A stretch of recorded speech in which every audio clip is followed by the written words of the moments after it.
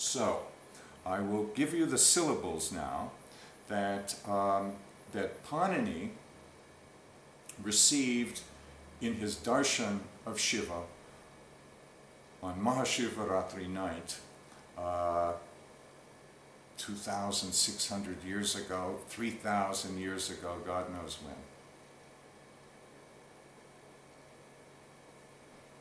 So, the Damaru sounded Ayun, Relik, Ayon, Ayoch, Hayavarat, Rolan, Nyamanananam, Jaban, Gadash, Jabagadadash, Kapachatata, Chatatao, Kapai, Shasasar Hal.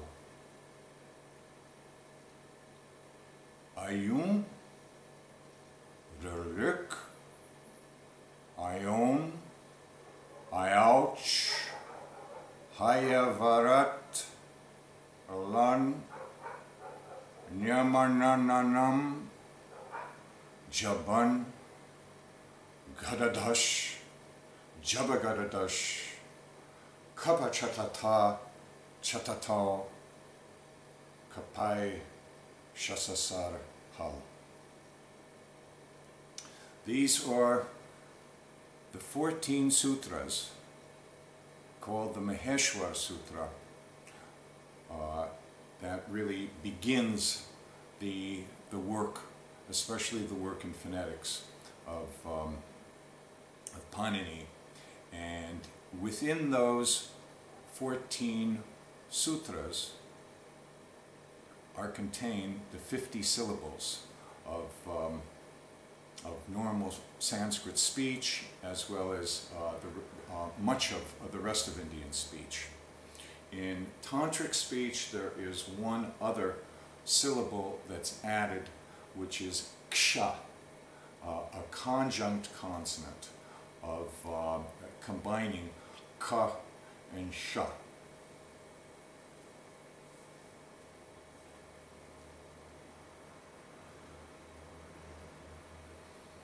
So is everybody with me? How can you be? This must be tons of stuff coming at you, much too quick for you to even digest. No, Babaji, that's why we have video.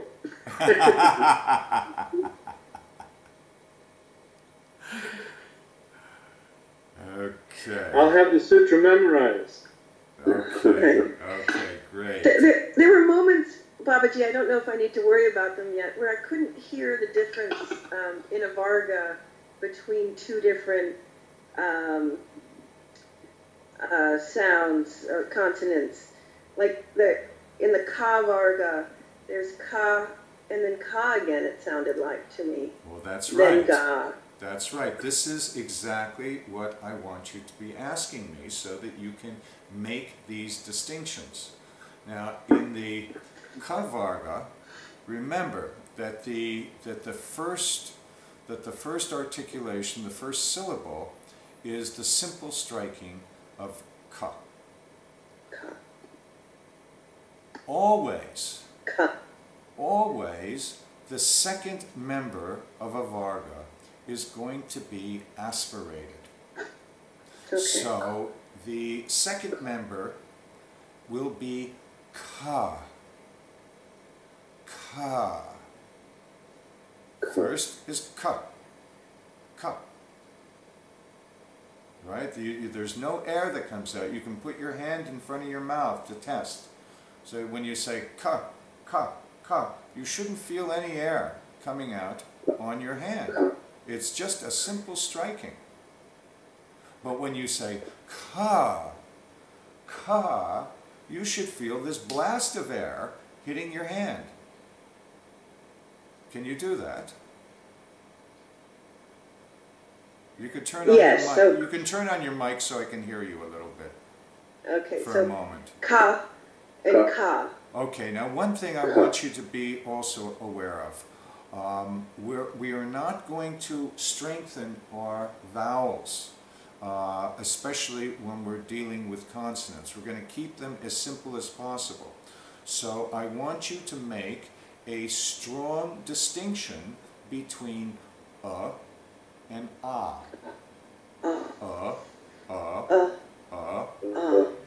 And the is almost an like in cut or but or shut.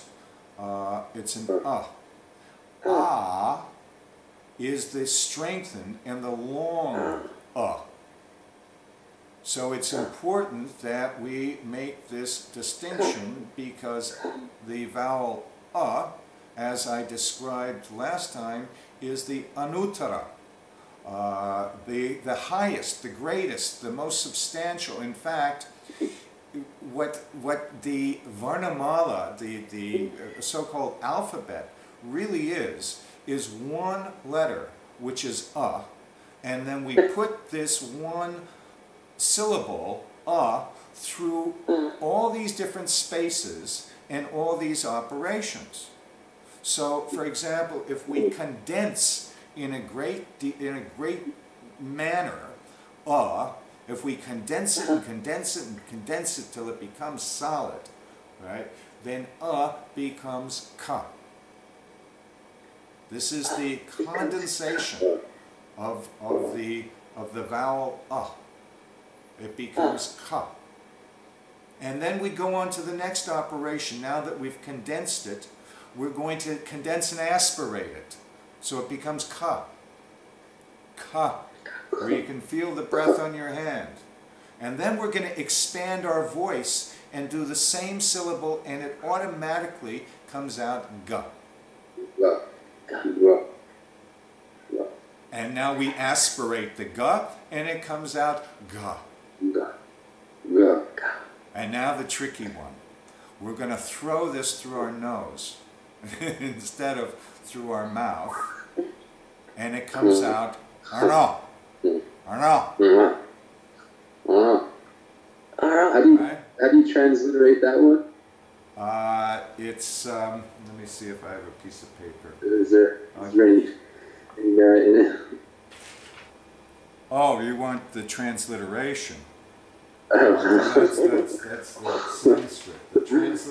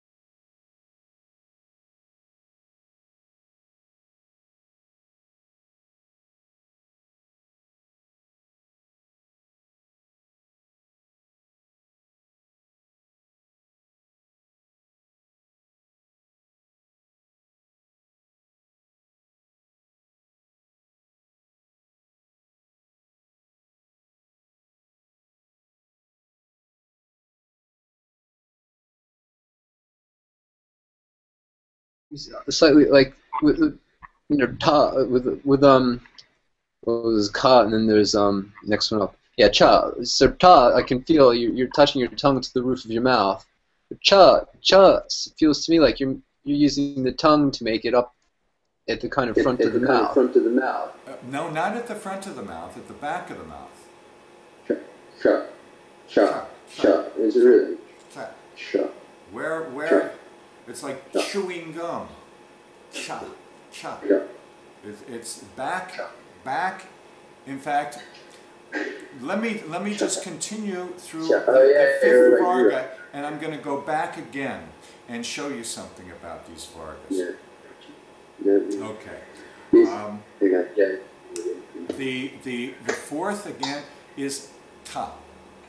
We had ta with touching making the tongue go straight up and touch the roof of the mouth, and now we have ta, which is the tongue touching the teeth, and then finally the fifth one, pa. Pa being the lips. Now we can look at it this way, that ka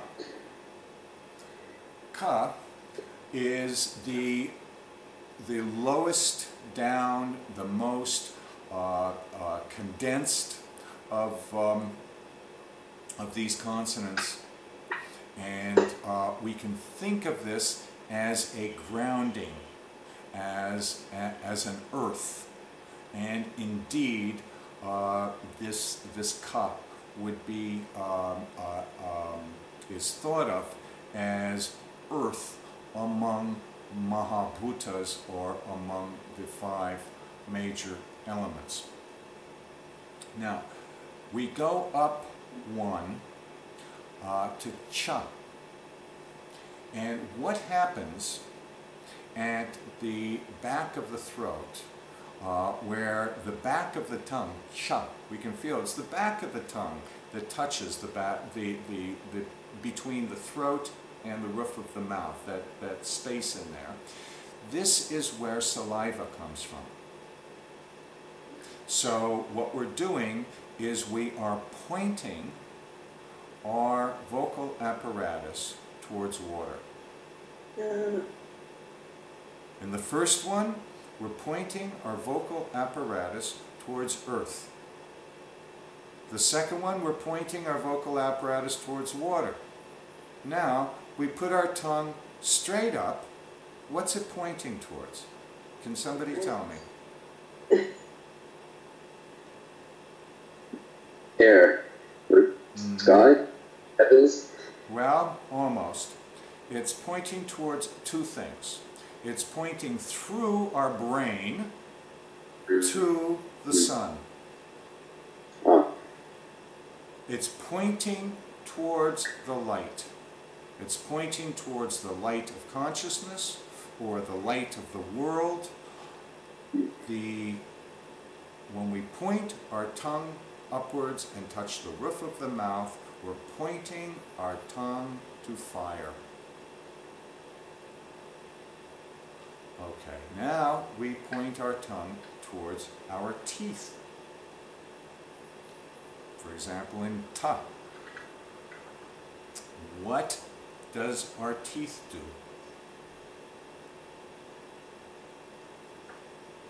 What do we do with our teeth? I mean, for one, we break up our food, which is digested with fire. This is not digestion, what we do with our teeth. This is process. So when we point our tongue towards our teeth, this is marking process. Not because we're inventing it or making it up as we go along. These are analogies that have fallen out of favor since the Enlightenment period, but these analogies were the mainstay, for example, of esoteric Europe, of the Hermetic movement and alchemical movements in Europe. That was very much based on using these analogies, and analogies are very important in the Indian tradition. So the fifth Varga, Pa Varga, what happens at the lips? Can anyone tell me? Well, a kind of wind, a kind of, it's very airy. Well, what happens at the lips is release. Things go out.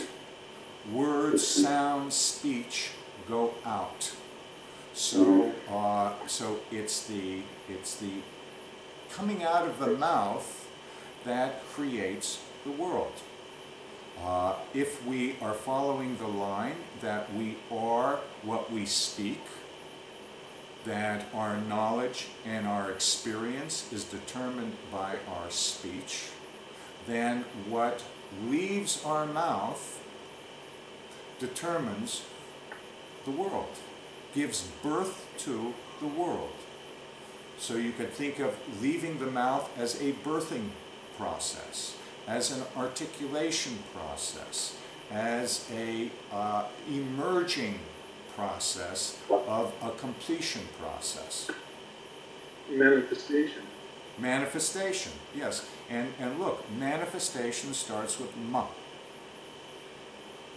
which is a member of the fifth, the Pa Varga.